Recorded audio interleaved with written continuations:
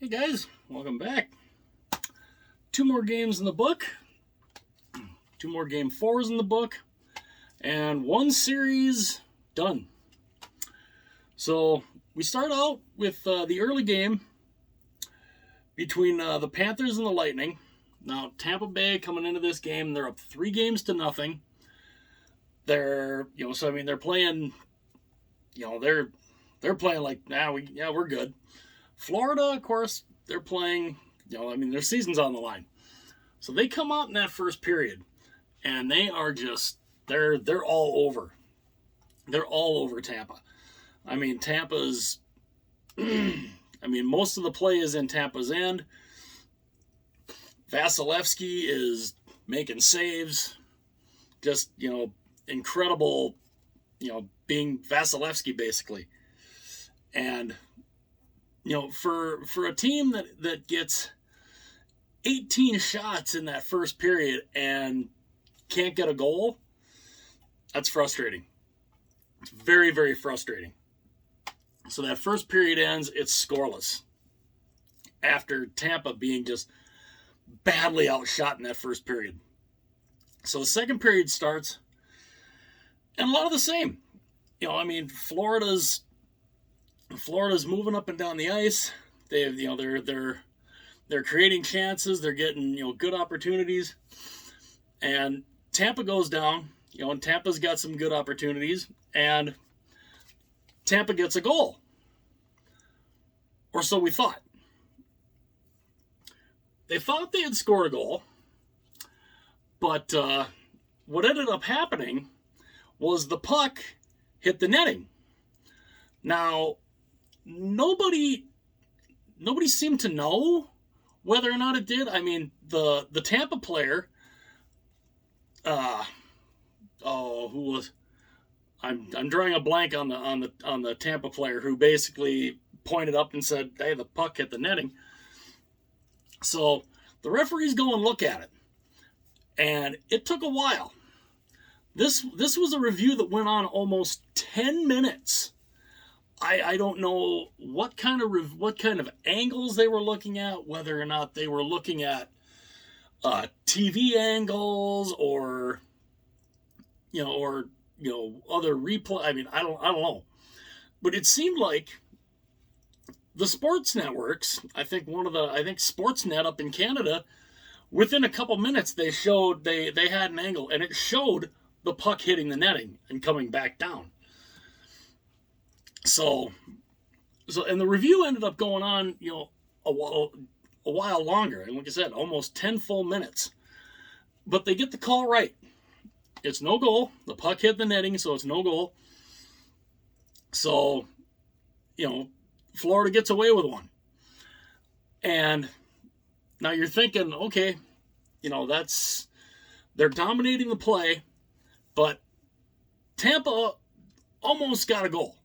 So we got to pick it up. We really got to pick up the play. We gotta, get one by Vasilevsky. We got to get sustained pressure. And they couldn't exactly do it. And then Tampa scores another goal. Or did they?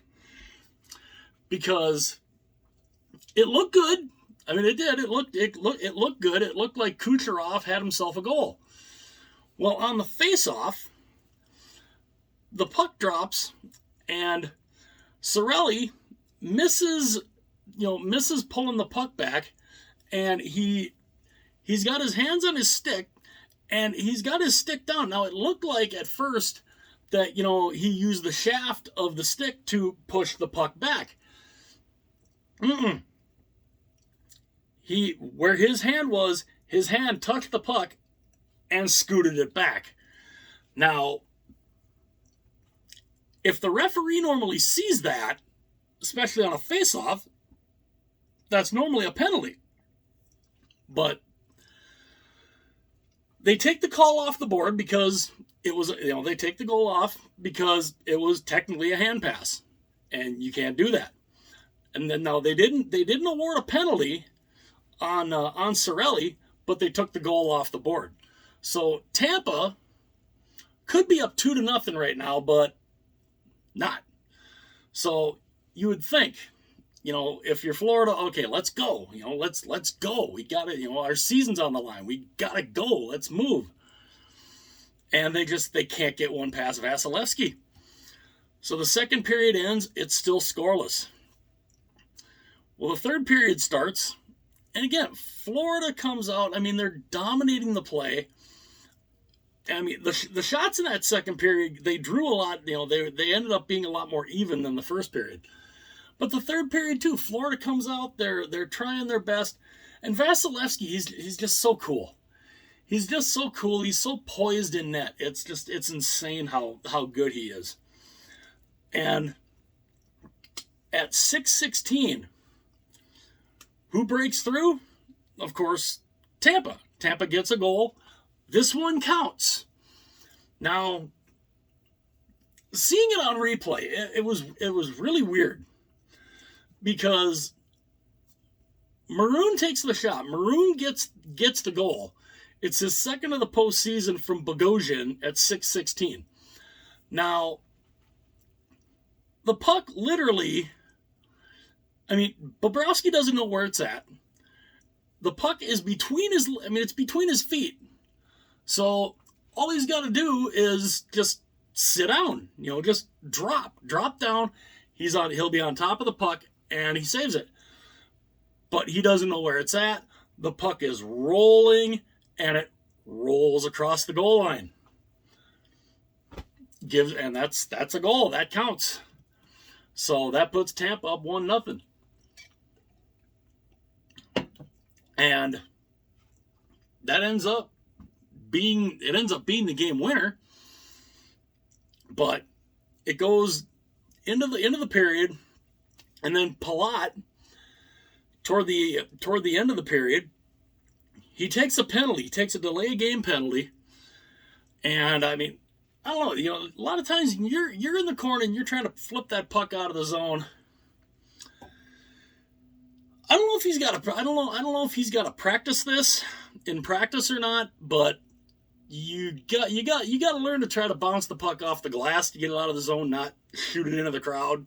So he takes a delay of game penalty. So Florida is on the power play. And they're on the power play for about a minute. They get some sustained pressure. They pull Bobrovsky out for about almost the last minute, basically. So it's a 6-on-4. And Florida's trying. They're throwing pucks at Vasilevsky. And he's making saves. And it's just crazy. There was one play, though, where Florida almost did score. Now, could you have really given this? Could you have credited a Florida player with the goal? Because to me, if the puck goes in, it's the linesman who gets credit for the goal. Because the Florida player, he shoots the puck into the zone. It beans the linesman right in the head. Hits him right in the helmet and deflects. It's going toward the net. Vasilevsky is on his way around the net to try to play the puck, thinking the puck's going that way. Well, it hits the linesman in the head, and it's going toward the net. And Vasilevsky just calmly comes. It's almost to the net. And he just sticks out his stick, and just nudges it into the corner, like, no sense of urgency, no nothing. I mean, if that would have gone in, you could have had two of Steve's dang-its on that play. You could have had the goal going in off the head of the linesman. That would have been a dang-it all its own. And then you would have had another dang-it where Steve Dangle on his dang-its would have been yelling, "If you're a goaltender, tend the goal!" You could have had two of them there.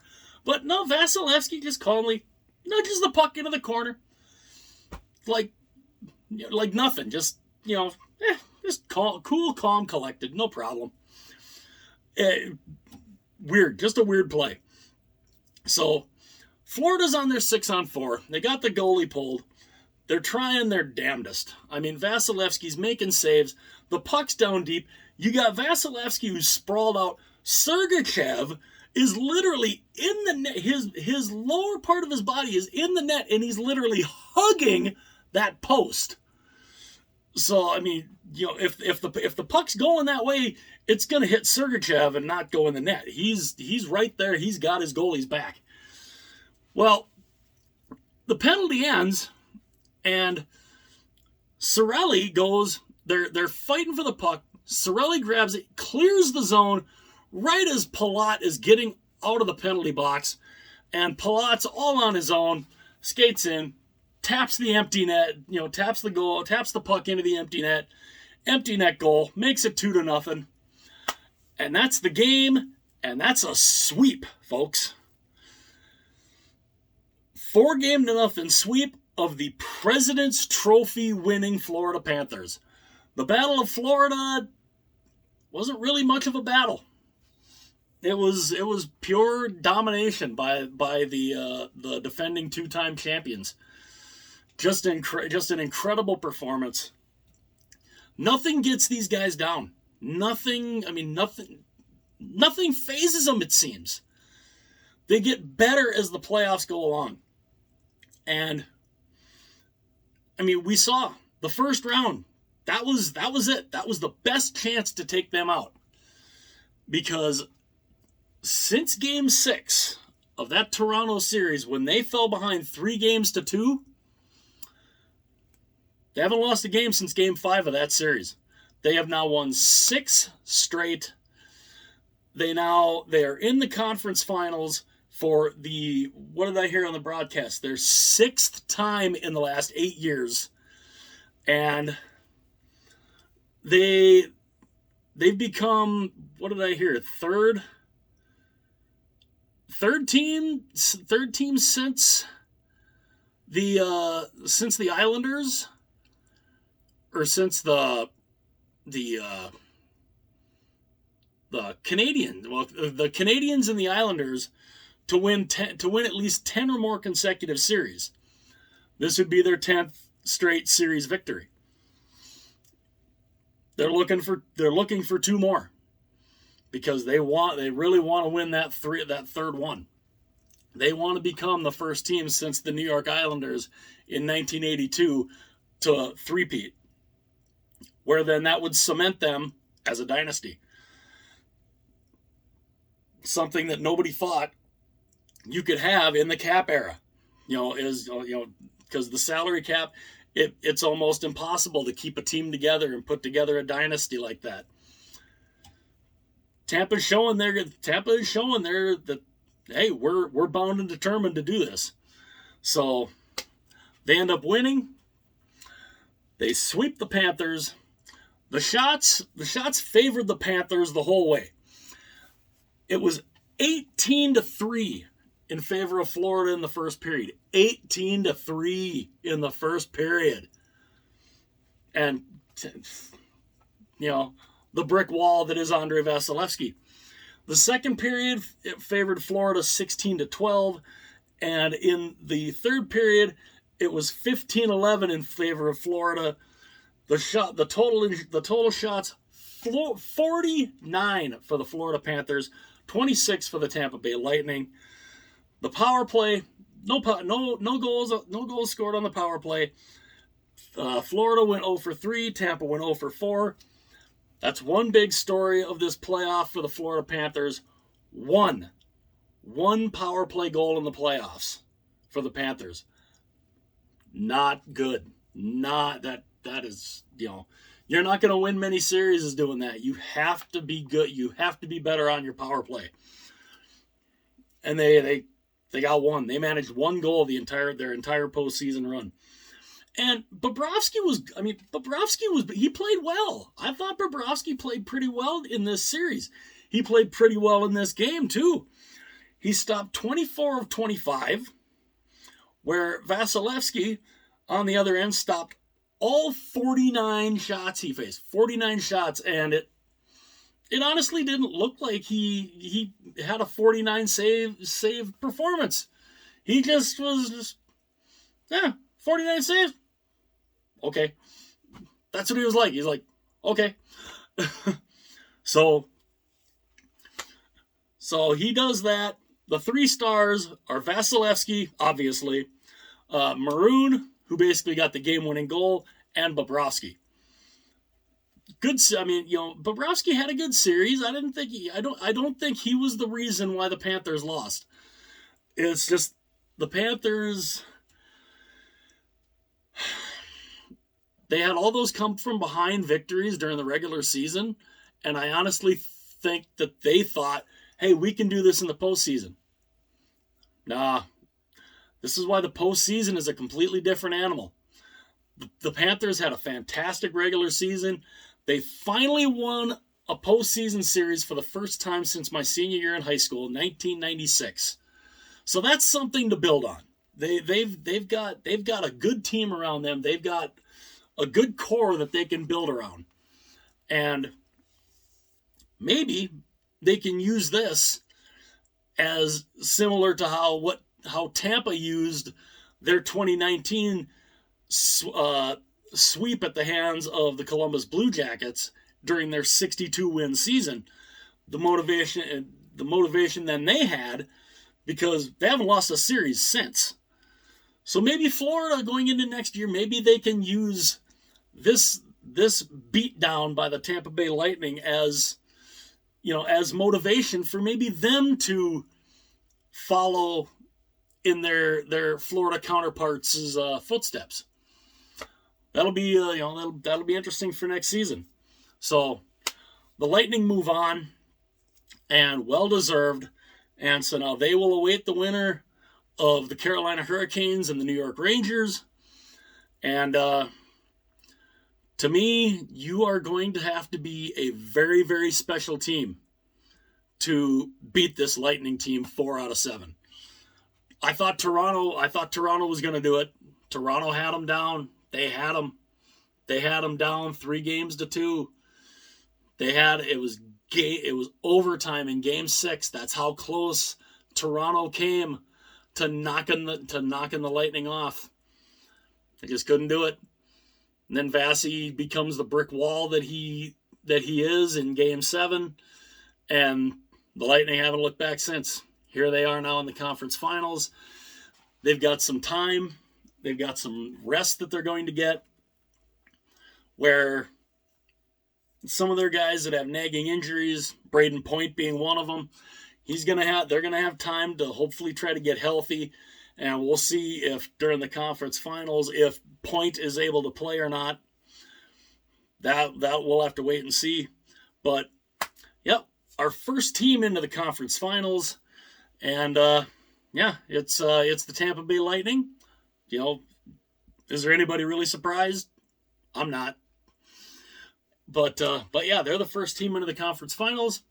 And now we go to the second game, which this one was a little more high power, a lot more scoring. And it's Game 4 of the Colorado Avalanche and the St. Louis Blues. This one definitely had a lot more scoring.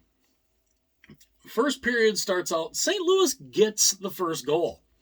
So, St. Louis, they strike first again. It's Perron from Buchnevich at 5:07. It's Perron's 8th of the postseason. So, they're on the board first. Good start for St. Louis. You're trying your darndest, considering they get that goal, and they only had 3 shots in the first period. They scored on one of their first 3 shots, so good start for them. So you go into intermission. It's 1-0. You're feeling pretty good. Of course, Husso is in net because Binnington is out for the rest of the series, and of course, it's Kemper in net for Colorado. Well, the second period starts, and here comes the storm. Here comes the storm. At 2:44, it's Johnson from Newhook and Byram. That's Johnson's first of the postseason.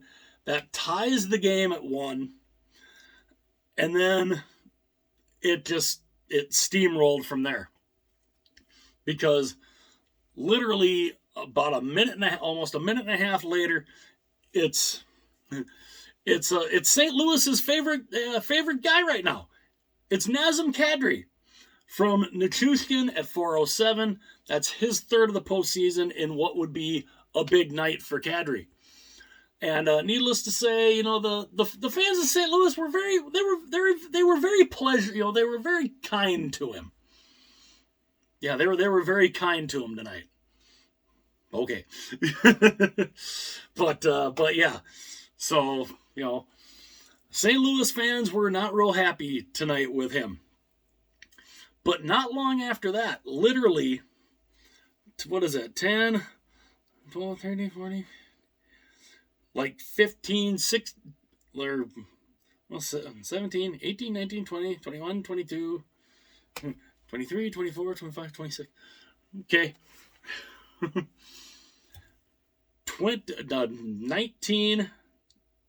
19 seconds later, it's Taves, unassisted, his fourth of the postseason, and within the first 5 minutes of the second period, we went from a 1-0 St. Louis lead to a 3-1 Colorado lead.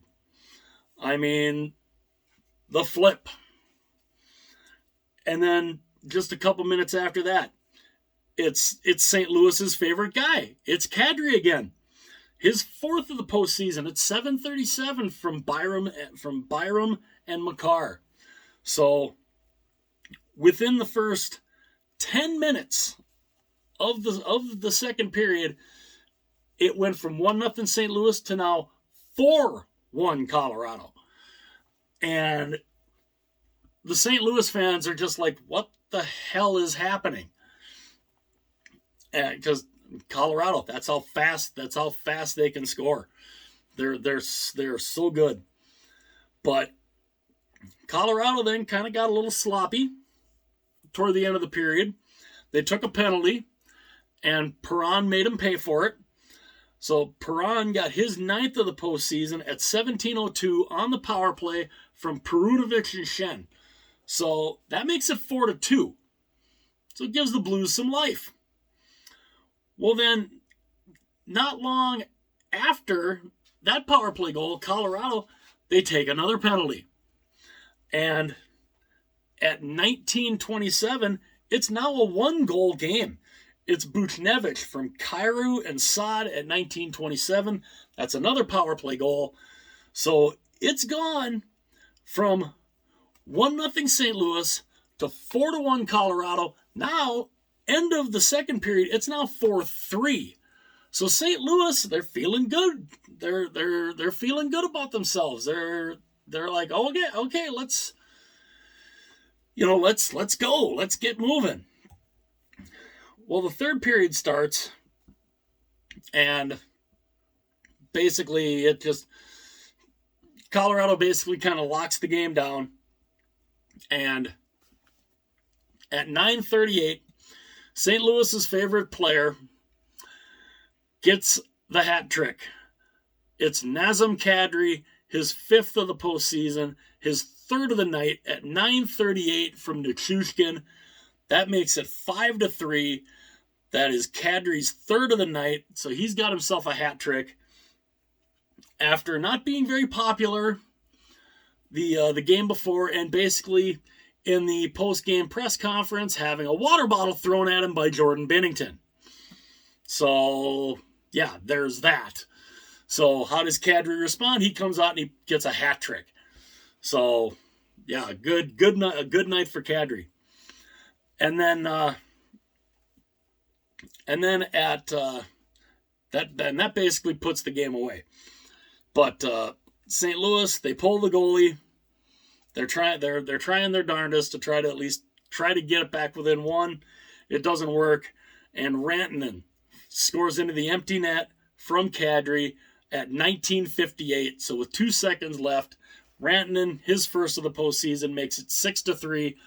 And the Colorado Avalanche have taken a commanding stranglehold on this series. They are now up 3-1. And they're looking. I mean, they're looking good. I mean, they've only lost one game so far this postseason. They're 7-1 right now, and there's a reason why in my bracket challenge I had Colorado coming out of the West. This team is really, really good. They're very high powered. They're going to be a team to be reckoned with, without a doubt. But yeah. So the shots favored Colorado in each period. The first period, Colorado had the shot advantage in the first 15-3. So 15-3 in that first period, and St. Louis had the lead coming out of that first period. Even after getting outshot 15-3, St. Louis had a goal already. But that's really about as far as they got. The second period favored Colorado 13-12, and then the third period was 9-5 in favor of Colorado, for a total of 37 shots for Colorado, 20 for St. Louis. The power play, the Avs went 0 for 2. The Blues went 2 for 3. The saves, Kemper stopped 17-20. I mean, Kemper's had some better nights. A lot of people would think, 17 out of 20, that's not that great. Still got, they still won the game. And Husso stopped 31-36. So he hasn't really been able to get the form back that he had the first two games of the Minnesota series, where he looked practically unbeatable in the Minnesota series. So he's really struggled, and the Blues are down 3-1. The 3 stars were interestingly enough, the Avalanche win the game, but 2 of the 3 stars were St. Louis Blues. The 3 stars were Kadri, Perron, and Buchnevich. So 2 of the 3 stars, according to the NHL app, are members of the Blues, and the Blues lost 6-3. So they're up 3-1. The Panthers, or the Lightning, are into round 2. The Avalanche are 1 win away from joining them in the Western Conference Final. And yeah, my 2 picks for the Stanley Cup Finals is they're looking pretty good right now. They're looking really good. The one team, of course, is in the conference finals already. The other one is 1 win away. And yeah, so hell of a night of games, and I'd love to hear your guys' thoughts on that. What did you guys think about these 2 games? What do you think about how good have the Lightning been? Can they keep this run going? And just how good are Colorado? I mean, and can St. Louis find some way to get back into this series, to try to at least force it to a Game 6? If not, maybe somehow try to get to a Game 7. I'd love to hear your guys' thoughts on that. Let me know what you guys think about both games. And yeah, I thank you guys very much. I thank you for all your support. And if you're new to the channel, I hope you enjoyed it. I hope because I'm not as in depth as Shannon, the hockey guy. I mean, I probably wouldn't mind getting to that point at some point, but he's got so many cool things that I don't exactly have. So I mean, mine's a lot more kind of more streamlined than his. But it's still fun. I mean, this is still fun. And again, if you're new to the channel, hopefully you like the videos.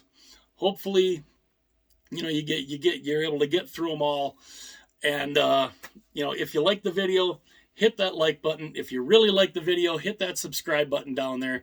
I would greatly appreciate. I appreciate all the support that I get from you guys. And yeah, so yeah, hopefully you guys enjoy. If you're new to the channel and you like what you're seeing, hit that subscribe button down there. I would love to have you be a part of the channel.